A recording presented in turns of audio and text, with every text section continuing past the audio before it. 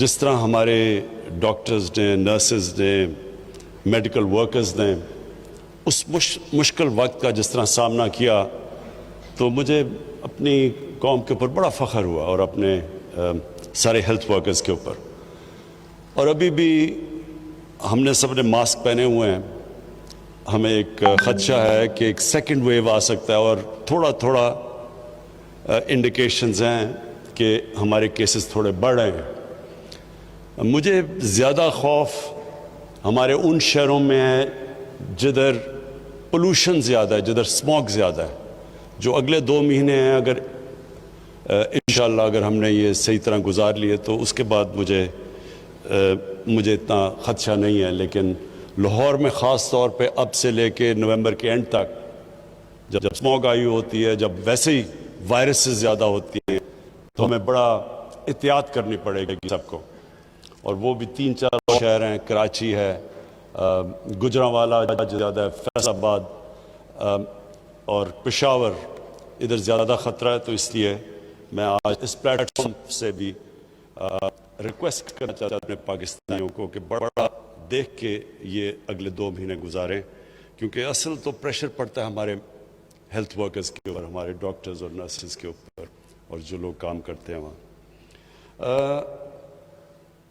آج میں 3 باتیں آپ سے کرنا چاہتا ہوں، کیونکہ ڈاکٹرز کمیونٹی ایک ایسی کمیونٹی ہے جن کے صرف یہی نہیں کہ وہ ایک کام کر رہے ہوتے ہیں سوسائٹی میں جو سب سے زیادہ اللہ کا کام ہوتا ہے، کہ دکھی لوگوں کی تکلیفوں دور کر رہے ہوتے ہیں. اور دوسری چیز یہ کہ وہ اوپینین میکرز ہوتے ہیں، کیونکہ لوگ ڈاکٹر سے بات کرتے ہیں، بلکہ ڈاکٹر سے وہ بات کرتے ہیں جو اپنے گھر والوں سے بھی نہیں کرتے. تو وہ خاص ایک معاشرے میں ان کا مقام ہوتا ہے، اور معاشروں میں عزت ہوتی ہے ڈاکٹرز کی.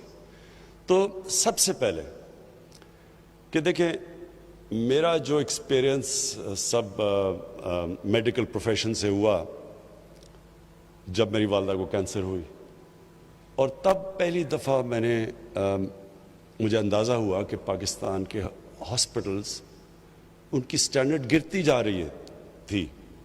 یعنی میری ساری فیملی ہم میو ہاسپٹل میں پیدا ہوئے تھے، اور ہمارے گورنمنٹ ہاسپٹلز کی بہت اچھی سٹینڈرڈ تھی جب ہم بڑے ہو رہے تھے، سسٹمز اچھے تھے.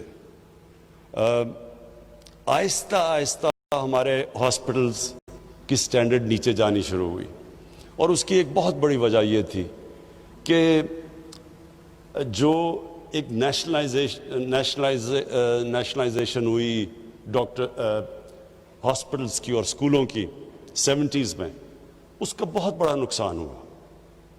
اور کیونکہ میں اس کو ایک واٹر شیڈ سمجھتا ہوں کہ اس کے بعد ہمارے اسکولوں کی بھی سٹینڈرڈ نیچے چلی گئی، گورنمنٹ اسکولز نیچے چلے گئے، ہمارے گورنمنٹ ہاسپٹلز نیچے چلے گئے، اور پھر پرائیویٹ اسکولز بھی آنے شروع ہوئے اور پرائیویٹ ہاسپٹلز بھی آنے شروع ہو گئے. اور اس کی وجہ یہ تھی کہ سزا اور جزا ختم ہو گئی. جب سے اللہ نے دنیا بنائی ہے، جس سسٹم میں سزا اور جزا ختم ہوتی ہے اس سسٹم نیچے چلا جاتا ہے. کیا ہے کہ میں محنت کروں اور مجھے بھی اتنے پیسے ملے، اور وہ جو ایک ڈاکٹر محنت نہ کر رہے.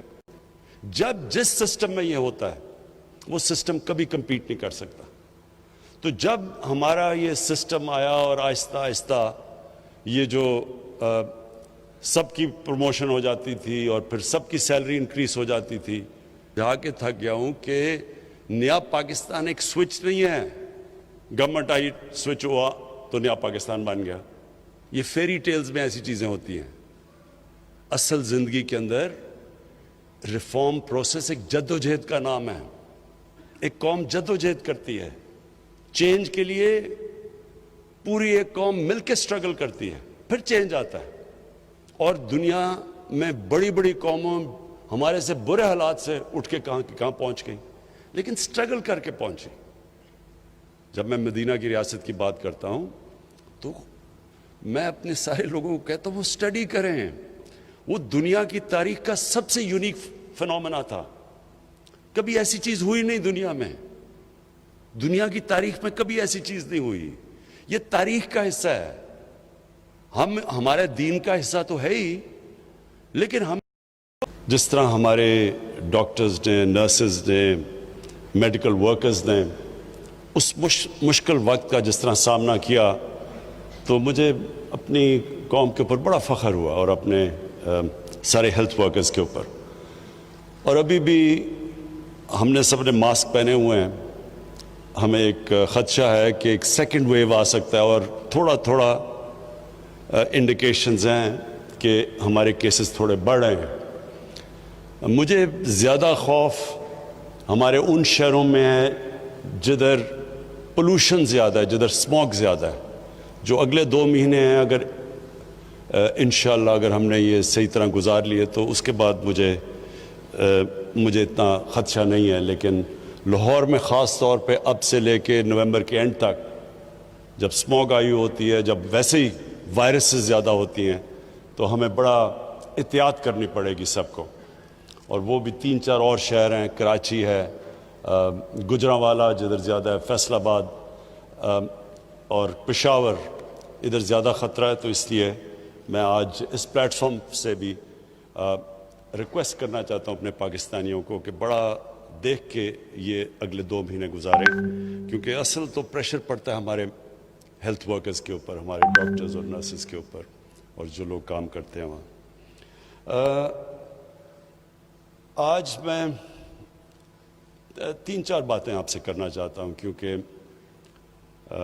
ڈاکٹرز کمیونٹی ایک ایسی کمیونٹی ہے جن کے صرف یہی نہیں کہ وہ ایک کام کر رہے ہوتے ہیں سوسائٹی میں جو سب سے زیادہ اللہ کا کام ہوتا ہے، کہ دکھی لوگوں کی تکلیفوں دور کر رہے ہوتے ہیں. اور دوسری چیز یہ کہ وہ اوپینین میکرز ہوتے ہیں، کیونکہ لوگ ڈاکٹر سے بات کرتے ہیں، بلکہ ڈاکٹر سے وہ بات کرتے ہیں جو اپنے گھر والوں سے بھی نہیں کرتے.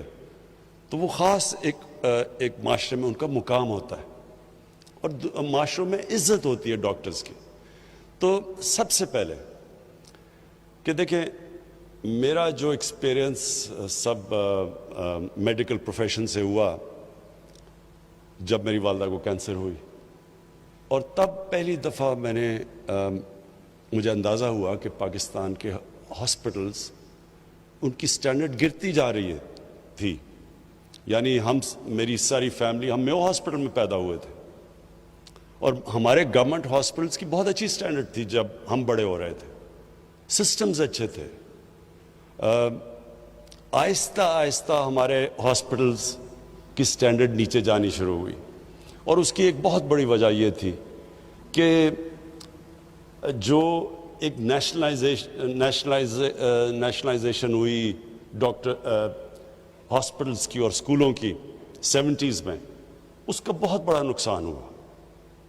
اور کیونکہ میں اس کو ایک واٹر شیڈ سمجھتا ہوں کہ اس کے بعد ہمارے اسکولوں کی بھی سٹینڈرڈ نیچے چلی گئی، گورنمنٹ اسکولز نیچے چلے گئے، ہمارے گورنمنٹ ہاسپٹلز نیچے چلے گئے، اور پھر پرائیویٹ اسکولز بھی آنے شروع ہوئے اور پرائیویٹ ہاسپٹلز بھی آنے شروع ہو گئے.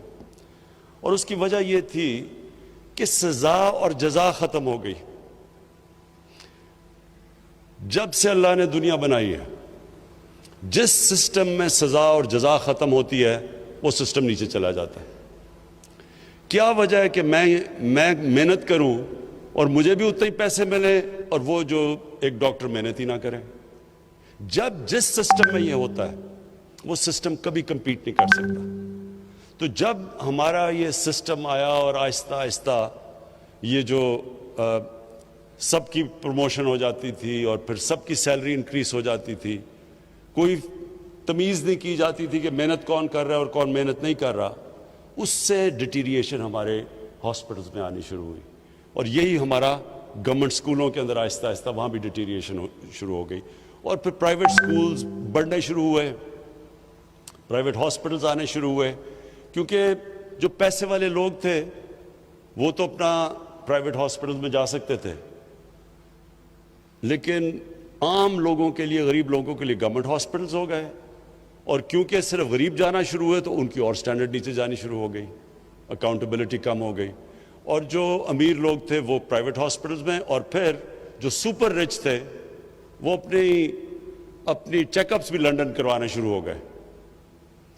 تو اس سے ہوا کیا کہ جب جو ملک کے فیصلے جنہوں نے کرنے تھے ہیلتھ کیئر کے اوپر، جب ان کو کھانسی بھی ہو تو وہ لندن چلے جائیں، تو پھر کس نے پرواہ کرنی تھی کہ پاکستان کا ہاسپٹلز اور ہمارے انسٹیٹیوشنز کیسے امپروو ہونے تھے؟ تو یہ جو آہستہ آہستہ ڈیٹیریشن ہوئی، ہم اب اس سٹیج پہ ہیں کہ ہمیں اب اس ساری چیز کو ٹھیک کرنا ہے۔ مجھے لوگ کہتے ہیں جی جب سے میں ابھی 2 سال 26 مہینے ہوئے ہیں، عمران صاحب کدھر گیا جی نیا پاکستان؟ میں ان لوگوں کو سمجھا کے تھک گیا ہوں کہ نیا پاکستان ایک سوئچ نہیں ہے، گورنمنٹ آئی سوئچ ہوا تو نیا پاکستان بن گیا۔ یہ فیری ٹیلز میں ایسی چیزیں ہوتی ہیں۔ اصل زندگی کے اندر ریفارم پروسیس ایک جد و جہد کا نام ہے۔ ایک قوم جد و جہد کرتی ہے چینج کے لیے، پوری ایک قوم مل کے سٹرگل کرتی ہے، پھر چینج آتا ہے۔ اور دنیا میں بڑی بڑی قوموں ہمارے سے برے حالات سے اٹھ کے کہاں پہنچ گئی، لیکن سٹرگل کر کے پہنچی۔ جب میں مدینہ کی ریاست کی بات کرتا ہوں تو میں اپنے سارے لوگوں کو کہتا ہوں وہ سٹڈی کریں، وہ دنیا کی تاریخ کا سب سے یونیک فنومنا تھا۔ کبھی ایسی چیز ہوئی نہیں دنیا میں، دنیا کی تاریخ میں کبھی ایسی چیز نہیں ہوئی۔ یہ تاریخ کا حصہ ہے، ہمارے دین کا حصہ تو ہے ہی، لیکن ہمیں اس کو تاریخ کا حصہ بنانا چاہیے، کیونکہ ہم سیکھیں گے اس سے۔ کیوں اللہ قرآن میں کہتا ہے کہ نبی صلی اللہ علیہ وسلم کی سنت پہ چلو؟ اللہ کو تو کوئی فائدہ نہیں اس سے، ہماری بہتری ہے۔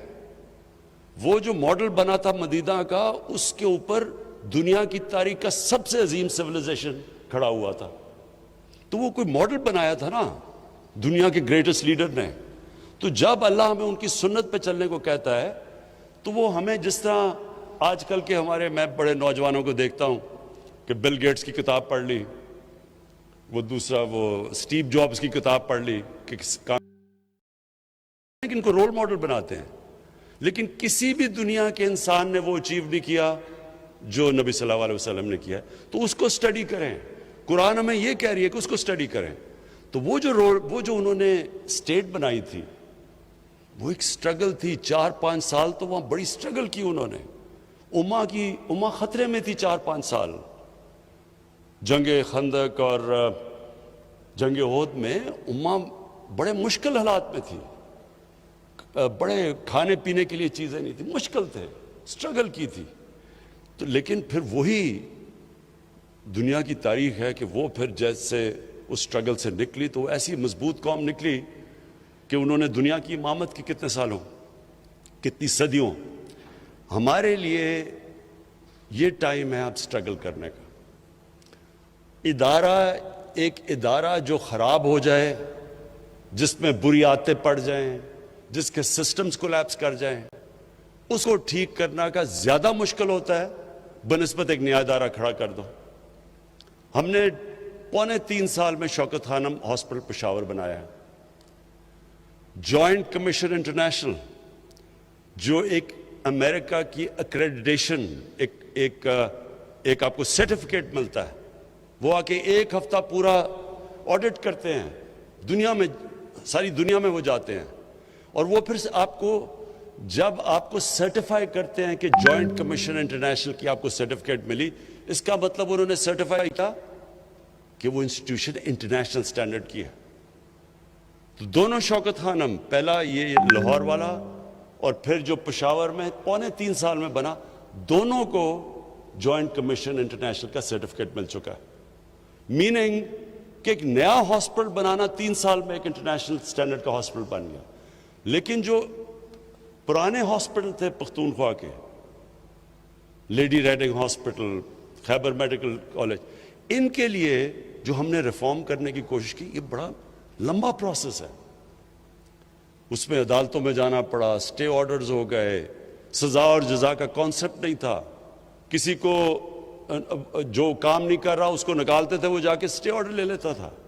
سسٹمز بڑے مشکل تھے چینج کرنے کے لیے، بری عادتیں پڑ چکی تھی۔ تو وہ جو آہستہ آہستہ پروسیس ہوا، وہ ڈاکٹر فیصل نے بتایا نہیں آپ کو، کہ وہ جو ہم نے ریفارمز کری ہیں ان کو، اور ریفارم ہے کیا؟ ایم ٹی آئی ریفارم کیا ہے؟ پرائیویٹائزیشن ہے؟ پرائیویٹائزیشن نہیں ہے، ان کو آٹونومائز کرنا ہے کہ وہ ہاسپٹل چلے میرٹ کے اوپر، سلیکشن ہو میرٹ پہ، پھر سزا اور جزا ہو، جو کام کرتا ہے وہ اوپر آئے، جو نہیں کرتا اس کو نکالا جائے، جو کہ دنیا میں سارے کوالٹی ہاسپٹلز میں ہوتا ہے۔ تو جو وہ سسٹم بنا رہے ہیں سزا اور جزا کا اور میرٹ کا، اس کا نام ہے ہاسپٹل ریفارمز، جو MTI ہے۔ اور اس کے اوپر جان کے، اور میں یہ کہہ رہا ہوں جان کے، کیونکہ یہاں وہ چھوٹے چھوٹے مافیا بیٹھے ہوئے جو چینج نہیں آنے دے رہے۔ چینج ہوتا ہے، آپ ریفارم کرنا چاہتے ہیں، کیوں ریفارمز مشکل ہیں؟ ریفارمز مشکل اس لیے ہیں کہ ایک چھوٹا سا مافیا بیٹھ جاتا ہے، ویسٹڈ انٹرسٹ بیٹھ جاتا ہے، جو فائدہ اٹھا رہا ہوتا ہے کرپٹ سسٹم سے۔ تو جب آپ چینج کرنے جاتے ہیں، وہ آرام سے تو نہیں ہاتھ کھڑے کر کے کہنے لگے ہاں جی چینج کر دو، جن کے مفادات جا رہے ہیں۔ تو یہی وہاں ہاسپٹل کے اندر بھی یہی پرابلم کہ ہر جگہ وہ چھوٹے چھوٹے لوگ بیٹھے تھے، ان کی پہنچ تھی ہائی کورٹ کے ججز پہ، وہ سیدھے جا کے اسٹے آرڈر لے لیتے تھے۔ ایک ہی وکیل ہوتا تھا، وہی وکیل ان سب کو ریپرزینٹ کرتا تھا ویسٹ انٹرسٹ، وہ جا کے اسٹے آرڈرز لے لیتے تھے۔ تو ہر جگہ پہ رکاوٹیں ہوئی، لیکن چینج آ گیا ہے۔ آج ماشاءاللہ اگر آپ دیکھیں HMC میں، خیبر میڈیکل میں، لیڈی ریڈنگ، ابھی انہوں نے ایک ہاسپٹل کی جو نئی اب ان کی بلڈنگ بنی ہے، کوالٹی بلڈنگز بنی ہے۔ تو اسی طرح سارے پاکستان کے گورنمنٹ ہاسپٹلس کو ہم نے ریفارم کرنا ہے، اور یہ ریفارم پروسیس آہستہ آہستہ ہوتا ہے، اس میں لوگوں کو آہستہ آہستہ سمجھ آتی ہے۔ لیکن کیوں یہ کامیاب ہوگا؟ کیونکہ جب ایک عام آدمی کی زندگی بہتر ہوتی ہے، اس کا مطلب کہ آپ کو پبلک آپ کے ساتھ کھڑی ہو جاتی ہے، اور ہمیشہ ویسٹڈ انٹرسٹ کو صرف شکست دیتی ہے پبلک آپ کے ساتھ کھڑے ہو کے، کیونکہ ویسٹڈ انٹرسٹ طاقتور ہوتا ہے۔ یہی ہو رہا ہے، اب آپ دیکھتے ہیں وہ سارے جیب کترے ایک ہی سٹیج پہ کھڑے ہو کے شور مچاتے ہیں، جی تباہ ہو گیا، مارے گئے، ملک تباہ ہو گیا۔ وہ کیا ہے کہ ان کی پہلی دفعہ ان کو نظر آ رہا ہے کہ انہوں نے جو اس ملک میں چوری کی، جو ملک سے غداری کی، ان کو اب اکاؤنٹیبل، ان کا احتساب ہوگا۔ اور وہ ایک ایسا پرائم منسٹر آیا جو آپ جو مرضی کر لے، وہ بلیک میل نہیں ہونے لگا، اس نے احتساب کرنا ہے ان کا۔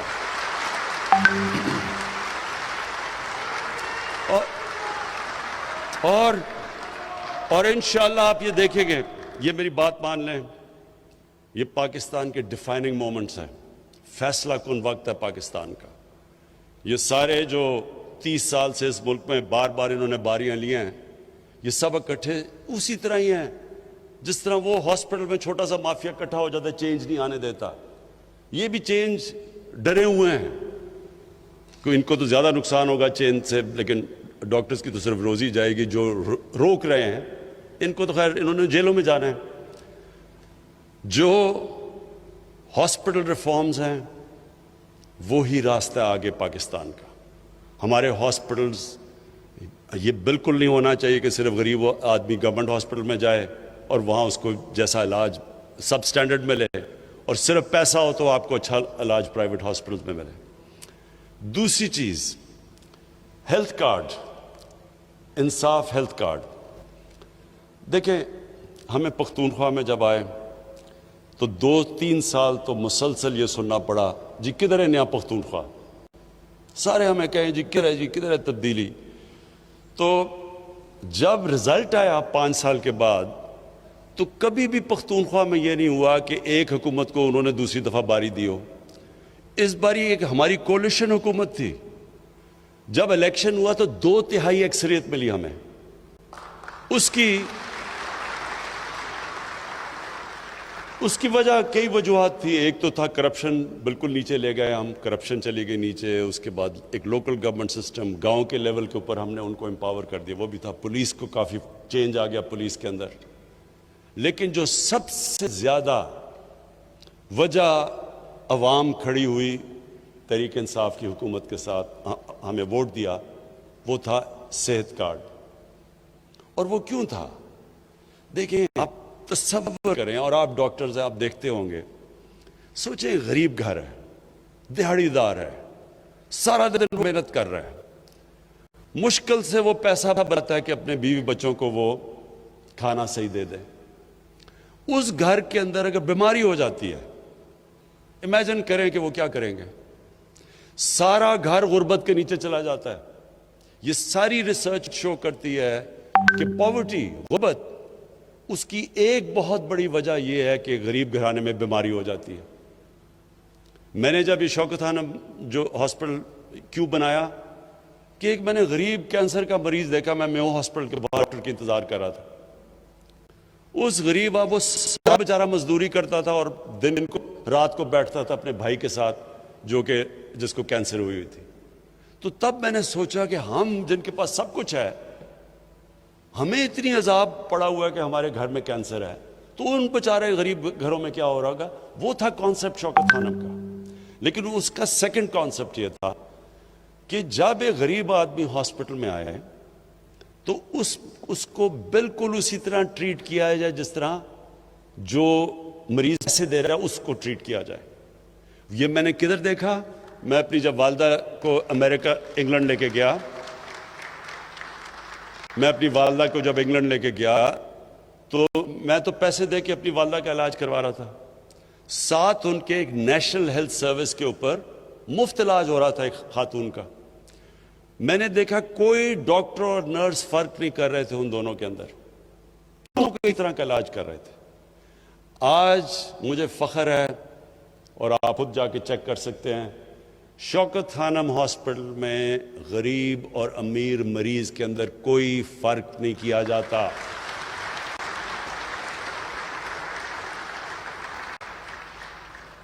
اور یہ آپ خود دیکھ سکتے ہیں. اچھا، اب میں آپ کو جو انٹرسٹنگ بات بتانا چاہتا ہوں، کیونکہ آج میری میٹنگ ہوئی، doctor Yasmin finance minister Punjab کے وہ بیٹھے ہوئے اور پھر عثمان بزدار. تو جو میری آج ان سے بات ہو رہی تھی مجھے یاد آ گیا آج سے تقریباً 25 سال پہلے جب شوکت خانم کھلا تو ہماری اسی طرح کی ڈیبیٹ ہو رہی تھی. میں نے لوگوں کو کہا تھا، جو پیسہ اکٹھا کیا سڑکوں پہ جا کے، میں نے سب کو کہا کہ یہ ہاسپٹل میں غریب آدمی کا مفت علاج ہوگا. ہمارا بورڈ آف گورننس کی میٹنگ ہو رہی ہے، ہمارا تب چیف ایگزیکٹو ایک امریکن ہم باہر سے لے کے آئے تھے کیونکہ پاکستان میں کوئی ایڈمنسٹریٹر نہیں تھا جو کہ ایک اسپیشلائزڈ کینسر ہاسپٹل کو چلا سکے.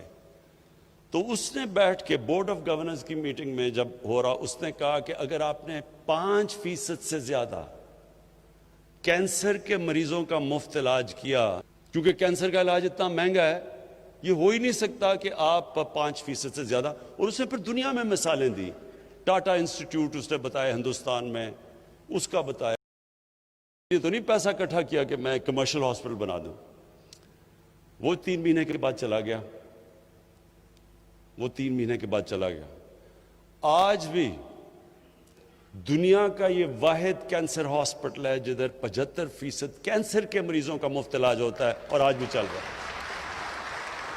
تو میں نے آج جو میٹنگ کی، ڈاکٹر یاسمین بہت گھبرائی ہوئی تھی، برا حال تھا ان کا، کیونکہ میں نے کہا کہ سارے پنجاب کے آپ نے لوگوں کو ہیلتھ کارڈ دینا ہے. تو اور میں یہ بھی بتا دوں کہ پختونخوا میں انہوں نے فیصلہ کر لیا ہے کہ سارے پختونخوا کے لوگوں کو ہیلتھ کور دیں گے، ہیلتھ کارڈ دیں گے. یہ بہت بڑی بات ہے. ڈیولپ ملکوں کے اندر، امیر ملکوں کے اندر بھی یہ نہیں ہوتا کہ ساری یونیورسل ہیلتھ کوریج امیر ملکوں میں بھی نہیں ہے. تو جب میں نے ان کو بتایا کہ پختونخوا میں انہوں نے کر دیا تو آپ کو بھی پنجاب میں کرنا ہے، تو انہوں نے بڑا کہا جی پنجاب بہت بڑا ہے، پتہ نہیں کدھر سے پیسے آئیں گے، 40 ارب، پتہ نہیں کتنے ارب. تو میں نے ان کو تب بھی یہ سمجھایا کہ دیکھیں، یہ آپ جب ایک غریب انسان کو، جب ان کے پاس ہیلتھ کارڈ آئے گا غریب گھرانے کے اندر، ہو سکتا ہے ان کو علاج نہ ہی کروانا پڑے، لیکن ان کو جب کانفیڈنس ہوگا کہ اگر ہمیں کوئی ہمارے گھر میں بیماری ہوتی ہے تو ہم صرف گورنمنٹ ہاسپٹل نہیں، ہیلتھ کارڈ کی وجہ سے کسی بھی ہسپتال میں جا کے اپنا علاج کروا سکتے ہیں. اب سوچیں،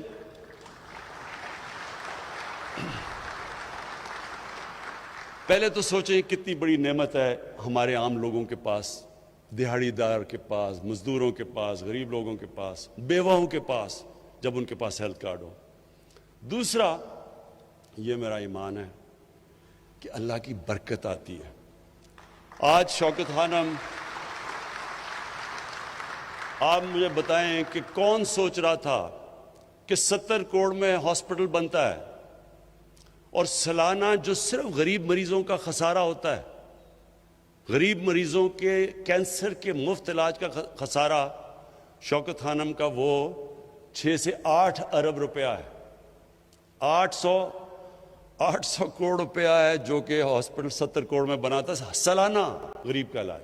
یہ ہم نہیں کر رہے، یہ اللہ کی برکت آتی ہے، وہ غریب کی آواز سنتا ہے۔ جب تکلیف میں انسان ہوتا ہے، جب بیمار ہوتا ہے، اس کی اللہ آواز سنتا ہے۔ میرا یہ ایمان ہے کہ انشاءاللہ آپ فیزز میں کریں ڈاکٹر صاحبہ۔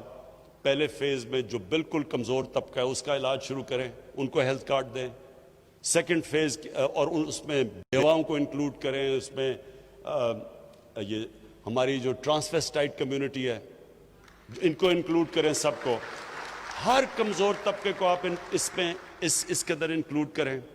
اور اس کے بعد پھر ہم اوپر جائیں گے اور انشاءاللہ سارے پنجاب کے اندر 1 سال تک سارے پنجاب کو آپ کور کریں، تاکہ ہر پنجاب میں ہر شہری کے پاس وہ ہیلتھ کارڈ، اسے کم از کم پتہ ہو کہ اسٹیٹ ہمارے ساتھ کھڑی ہے، مشکل وقت میں اسٹیٹ میری مدد کریے، میرے پاس کارڈ ہے۔ اور اس سے میں ایک اور بھی آپ کو چیز بتا دوں، اس سے سارا جو ہمارا آئیڈیا ہے ہیلتھ سسٹم کا، جو ہم پورا ایک ہیلتھ سسٹم نیا لانا چاہتے ہیں، یہ سارا پنجاب کا اور کے پی کا ہیلتھ سسٹم بدل جائے گا۔ وہ کیسے؟ جب ہیلتھ کارڈ میں لوگوں کے پاس وہ جا کے کہیں بھی جا کے علاج کروا سکیں گے تو اس سے نئے ہاسپٹلز بنیں گے، لوگ ہاسپٹلز بنائیں گے، دیہاتوں میں ہاسپٹل بنائیں گے۔ اس وقت کیونکہ وہ سمجھتے ہیں جو دیہاتوں میں لوگوں کے پاس پیسہ نہیں ہے، کوئی ہاسپٹل نہیں بناتا، لیکن جب ایک لوگوں کے پاس ہیلتھ کارڈ آ جائے گا تو وہ کہیں بھی جا کے علاج کروا سکتے ہیں۔ تو اس سے اور پھر ہم پرائیویٹ ہاسپٹل کو، اب پرائیویٹ سیکٹر کو انکریج کر رہے ہیں۔ کوئی بھی ایکوپمنٹ جو پاکستان میں نہیں بنتی، اگر ہاسپٹل کے لیے امپورٹ کرنا چاہتے ہیں وہ ڈیوٹی فری آئے گی۔ پھر اب زمین، میں نے کہا ہے کہ جو بھی اوقاف کی زمین ہے، بڑی زمین پڑی ہوئی ہے، ان کے اوپر قبضے بھی ہو رہے ہیں، اور پھر یہ جو ایویکیو ٹرسٹ کی زمین ہے، یہ بھی بڑی زمین پڑی ہوئی ہے، ان کے بھی قبضے ہو رہے ہیں۔ ان سب زمینوں پہ ہم بڑے کنسیشنل ریٹس کے اوپر ہم ہاسپٹل بنانے کے لیے ان کو کنسیشنل ریٹس پہ زمین بیچیں گے تاکہ وہ ہاسپٹل بنا سکیں۔ تو ہیلتھ کارڈ کے ساتھ ان کو انکریج کریں گے پرائیویٹ سیکٹر کو، اس سے سارے پاکستان میں انشاءاللہ ہمارا ہیلتھ سسٹم پھیلے گا۔ اور اس سے اور ساتھ ساتھ جو ڈاکٹر فیصل نے کہا، پی ایم سی کی جو ریفارمز کی ہیں، ہم اپنے ڈاکٹرز کی سٹینڈرڈز مینٹین کریں گے، ہم اپنی نرسز کی سٹینڈرڈز، یہ جو P M C Pakistan Medical Commission ہوگی، یہ سارا ایک انٹرنیشنل بیسٹ پریکٹسز جو دنیا میں ہیں وہ اڈاپٹ کیا ہم نے۔ اور اس سے صرف یہ کہ ہمارے ڈاکٹرز اور ان کی سٹینڈرڈ ہوں، کیونکہ ایک وقت پہ پاکستان کے ڈاکٹرز ساری دنیا میں جاتے تھے، اس کے بعد کافی پرابلمز آئی ہیں ہماری، اب وہ اپنے علیحدہ ٹیسٹ کرتے ہیں، وہ سمجھتے ہیں کہ ہمارے ڈاکٹرز کی وہ کوالٹی نہیں، تو ان کی کوالٹی پھر ریز کرنے کے لیے اور سارے پھر ہیلتھ پروفیشنلز کے لیے۔ اور پھر جو انہوں نے بات کی ڈاکٹر فیصل نے کہ یہ جو تھا ڈرگ ریگولیٹری اتھارٹی جو تھی، اس میں بڑے پرابلمز ہیں۔ یہ ایک بڑا اس کی وجہ سے ہماری جو فارما انڈسٹری ہے وہ بڑی نہیں ہے۔ ہندوستان میں غالباً 40 ارب ڈالر کی ایکسپورٹ ہے، 40 ارب ڈالر کی ہندوستان ایکسپورٹ کرتا ہے اپنی میڈیسنز۔ اس کے مقابلے میں پاکستان کی نہ ہونے کی ایکسپورٹس ہے، حالانکہ یہاں بہت پوٹینشل ہے۔ تو ہم نے فیصلہ کیا ہے کہ اپنی فارما انڈسٹری کو پورا انسینٹیوائز کریں گے، ان کی مدد کریں گے، اور تاکہ یہ جو دوائیوں کی قیمتیں نیچے آئیں۔ جتنی ہماری فارما انڈسٹری بڑھتی جائے گی، اکانومیز آف اسکیل آئیں گی ہماری دوائیوں کی، انشاءاللہ آگے جا کے کوالٹی بھی ہوگی اور قیمتیں بھی کم ہوں گی۔ یہ ساری ریفارمز ہم کر رہے ہیں۔ آخر میں آپ سب کو جو لاسٹ پیغام دینا چاہتا ہوں وہ یہ ہے کہ دیکھیں آپ کا بہت بڑا رول ہے. آپ نے یہ یاد رکھنا ہے کہ جدھر بھی دنیا میں آپ چلے جائیں, خاص طور پہ آپ مغربی دنیا میں, یہ جو آپ کا جو پاکستان ہے اس کو ایک عظیم ملک بننا ضروری ہے. اب تک ہماری جو پڑھے لکھے لوگ تھے وہ سمجھتے تھے, ڈاکٹر کمیونٹی بھی, اور بڑی تکڑی ہماری پاکستان کی ڈاکٹرز کمیونٹی ہے امریکہ کے اندر اور یورپ میں بھی, لیکن امریکہ میں خاص طور پہ جو نارتھ امریکہ پاکستانی فزیشنز ہیں, میرا ان سے بڑا انٹریکشن ہے, وہ بڑی پاورفل کمیونٹی ہے. لیکن جو میں حالات دیکھ رہا ہوں اسلاموفوبیا کے, جو بھی فرانس میں ہوا ہے, اور میں نے آج سارے مسلمان ملکوں کے جو ہیڈز آف سٹیٹس ہیں ان سب کو میں نے آج خط لکھا ہے کہ ہمیں ساروں کو مل کے مغرب کو بتانا چاہیے کہ نبی صلی اللہ علیہ وسلم کی ہمارے دلوں میں کیا جگہ ہے, کتنا پیار اور عقیدہ ان سے, تو کتنی ہمیں تکلیف ہوتی ہے جب یہ اس طرح کی ان کے اوپر کارٹونز یا کچھ بھی کرتے ہیں. تو یہ مسلمان ہیڈز کی ضرورت ہے کہ ان کو, یو این کو, یورپین سٹیٹس کو, ان مغربی سٹیٹس کو, سب کو بتائیں, کیونکہ وہاں یہ چیز نہیں سمجھتے. اور یہ جو چیزیں ہوئی ہیں ابھی فرانس کے اندر, اس سے جو مسلمان باہر رہتے ہیں ان کے لیے بڑی مشکل زندگی ہو گئی ہے. اسلاموفوبیا بڑھ گیا ہے, ہیٹ بڑھ گیا ہے ان کے خلاف. عورتیں جو نقاب پہنتی ہیں ان کو انسلٹ کیا جاتا ہے سڑکوں پہ. مسجدوں کے باہر ابھی میں بھی دیکھ رہا تھا فرانس میں لوگوں نے مسجد توڑی ہیں. تو پہلے تو ہمیں مسلمان ملک میں جو مسلم لیڈرز ہیں, ہم سب کو اکٹھے ہو کے بتانا چاہیے مغرب کو کہ یہ اگر آپ یہودیوں کی جو ہولو کاسٹ ہے اس پہ آپ اتنے سینسٹیو ہیں, اور ٹھیک ہے آپ سینسٹیو ہیں, کیونکہ کسی بھی ہیومن کمیونٹی کو تکلیف ہوتی ہے تو سینسٹیو ہونا چاہیے. لیکن ہمارے لیے بھی ہماری سینسٹیوٹی دیکھیں کہ ہمارے لیے یہ سب سے اللہ کی جو کتاب ہے قرآن اور نبی صلی اللہ علیہ وسلم کا جو پیار ہے, یہ سب سے زیادہ ہمیں تکلیف دیتا ہے جب اس کے خلاف ان کی کوئی بے حرمتی کرتے ہیں آپ. لیکن جو میں آپ سب کو, ڈاکٹرز کمیونٹی کو کہنا چاہتا ہوں کہ دیکھیں, اب تک ہم سوچتے تھے کہ ہم باہر چلے جائیں گے, وہاں کام کریں گے اور باہر بڑے اچھے پیسے ملتے ہیں, لیکن جو حالات بنتے جا رہے ہیں یہ پاکستان کو ٹھیک کرنا ضروری ہے. یہ پاکستان کو ہم ایسا ملک بنائیں کہ کسی کو باہر جانے کی ضرورت نہ پڑے. یہاں ہم ایسے سسٹمز لے آئیں, یہ ایک ایسا ملک ہو, اور جو میری خواب ہے ایک دن کہ باہر سے لوگ یہاں نوکریاں ڈھونڈنے آئیں, یہ وہ ملک بننا چاہیے. اس کے لیے ساری قوم کو, میں پھر سے کہتا ہوں, سٹرگل کرنی پڑتی ہے. آپ نے کوئی بھی بڑا کام کرے, ڈاکٹر بنے, آپ کو کتنی سٹرگل کرنی پڑتی ہے. آپ محنت کر کے ڈاکٹر بنتے ہیں, پھر آپ نے اسپیشلائز کرنا, محنت کرنی پڑتی ہے. آپ ایک ملک کو ٹھیک کرنے جا رہے ہیں تو ساری قوم کو مل کے محنت کرنی پڑتی ہے. لیکن یہ میں آپ کو بتا دوں, جو ٹیلنٹ ہے ہمارے پاکستانیوں میں, جس طرح کے کوالٹی کے میں نے ڈاکٹرز, پروفیشنلز, انٹرپرنرز پاکستان سے باہر دیکھے ہیں, جب ان کو اچھے سسٹمز ملتے ہیں, جو ان کی کوالٹی ہے, وہ صرف اس لیے ہے کہ وہاں سسٹم بہتر ہے. بھی سسٹم ہم پاکستان میں ٹھیک کر رہے ہیں, اور آپ سب نے میری مدد کرنی ہے یہاں کے نظام کو ٹھیک کرنے کے لیے اور ایک عظیم ملک بنانے کے لیے. بہت بہت شکریہ. وزیر اعظم عمران خان کا لاہور میں انصاف ڈاکٹرز کنونشن سے خطاب براہ راست ہم آپ کو دکھا رہے تھے. کہنا وزیر اعظم کا یہ ہے کہ پاکستان کورونا کے خلاف بڑی جنگ لڑ رہا ہے. آلودگی کی بڑے شہروں میں کورونا کیسز کے بڑھنے کا خدشہ ہے. عوام احتیاط نہیں کریں گے تو کورونا کیسز بڑھیں گے اور ایسی صورت میں ہیلتھ ورکرز پر بوجھ بھی بڑھے گا. ساتھ ہی ساتھ وزیر اعظم نے یہ بھی کہا کہ جہاں سزا اور جزا ختم ہو جائے وہاں سسٹم نیچے چلا جاتا ہے. تبدیلی کے لیے پوری قوم کو مل کر کوشش کرنا ہوگی, تبھی تبدیلی ممکن ہے. تباہال ادارے کو صحیح کرنا مشکل, لیکن نیا ادارہ کھڑا کرنا آسان ہوتا ہے. کسی صورت بلیک میل نہیں ہوں گے, اور اپوزیشن جو شور مچا رہی ہے ان کا احتساب ضرور کیا جائے گا, انہیں کسی صورت معافی نہیں ملے گی. وزیر اعظم عمران خان نے یہ بھی کہا ہے کہ پنجاب بھر میں تمام لوگوں کو انصاف ہیلتھ کارڈ دیا جائے گا. امیر اور غریب میں کوئی فرق نہیں ہونا چاہیے. ہیلتھ کارڈ جو ہے وہ مرحلہ وار تمام لوگوں میں تقسیم کیے جائیں گے.